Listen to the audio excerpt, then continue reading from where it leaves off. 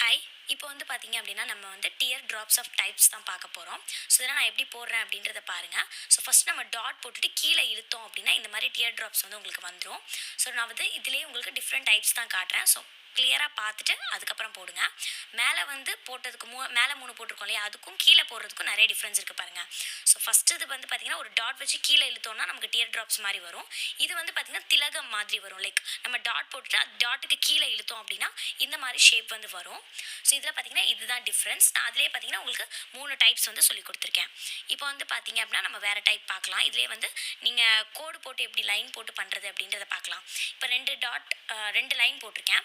So அதில் வந்து பார்த்தீங்கன்னா லைட்டாக வந்து டாட் பெருசாக வச்சுட்டு லைட்டாக இழுத்தோம்னா நமக்கு அந்த திலகம் ஷேப் இருக்கு இல்லையா, அது வந்து வரும். ஸோ இது போடும்போது பார்த்தீங்க அப்படின்னா ரொம்ப கீழே இழுக்க வேணாம், லைட்டாக இழுத்தீங்க அப்படின்னாலே உங்களுக்கு அந்த ஷேப் வந்துடும். இப்போ வந்து பார்த்தீங்கன்னா டியர் ட்ராப்ஸ் இருக்கு இல்லையா, இப்போ இது டிசைனில் எப்படி கன்வெர்ட் பண்ணலாம் அப்படின்றத பார்க்கலாம். நான் ஜஸ்ட்டு வந்து பார்த்தீங்கன்னா ஒரு கிளை ஷேப்பில் வந்து எம்டியாக ஒரு டிசைன் வந்து போட்டுக்கிறேன். ஸோ நான் போடுறது உங்களுக்கு தெரியும்னு நினைக்கிறேன். இதில் தான் அந்த டியர் ட்ராப்ஸ் வந்து நம்ம போட போகிறோம், லைக் லீவ் ஸ்ட்ரக்சரில். ஓகேவா? ஸோ இதில் வந்து பார்த்தீங்கன்னா லைட்டாக லைன் இழுத்துட்டு அதில் நம்ம டாட் வந்து கொஞ்சம் ப்ரெஷர் கொடுத்து வச்சோம்னா டாட் வரும், லைக் உங்களுக்கு திக்காக வரும் இல்லையா, அதுலேருந்து லைட்டாக இழுத்தீங்கனாலே போதும், அந்த லீவ் ஸ்ட்ரக்சர் வந்து வந்துடும்.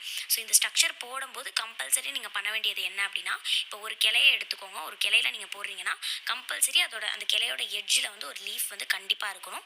அந்த எட்ஜில் நீங்கள் லீஃப் போடலை அப்படின்னா உங்களுக்கு வந்து அந்த டிசைனே வந்து கம்ப்ளீட் ஆகாது. ஓகேவா? இப்போ நான் டிசைன் போடுறேன் இல்லையா, ஸோ சென்டரில் ஒரு டிசைன் போடுறேன் பாருங்கள். இந்த மாதிரி போட்டால் தான் உங்களுக்கு கம்ப்ளீட் ஆகும்.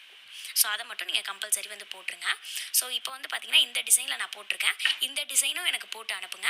நீங்களாக வந்து இந்த டியர் ட்ராப்ஸ் வச்சு வேறு ஏதாவது டிசைன் வந்து 2-3 டிசைன் வந்து போட்டுட்டு எனக்கு வந்து இன்ஸ்டாவில் வந்து அனுப்புங்க. நான் பார்த்துட்டு எப்படி இருக்குது அப்படின்றத நான் சொல்கிறேன். நான் அகெயின் சொல்கிறேன், இப்போ இந்த டிசைன் வந்து கம்ப்ளீட்லி நீங்கள் கண்டிப்பாக போட்டிருக்கணும்.